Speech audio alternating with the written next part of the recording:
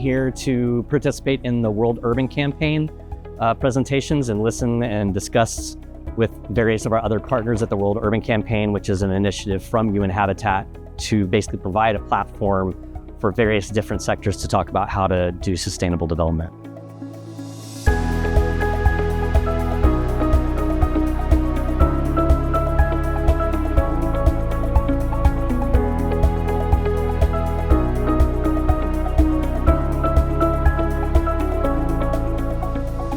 The 15-minute city concept is a transition pathway for changing radically our car-centered cities in a humanistic way. We wanted to provide a lot of services, local employment, public space for people, intergenerational activities, cultural activities, gender equity in all cities. We want to break out with more than 7 decades of zonification, segmentation, gentrification. And for that, it is necessary to have a polycentric city.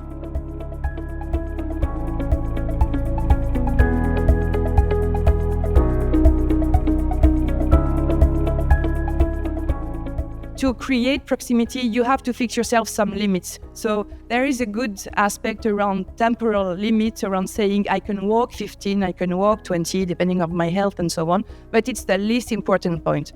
The more important point is that if you want to design proximities and then you aggregate other science-based discipline around clean construction and clean mobility and changing in behavior, this is how we will start changing our city organization and our quality of life.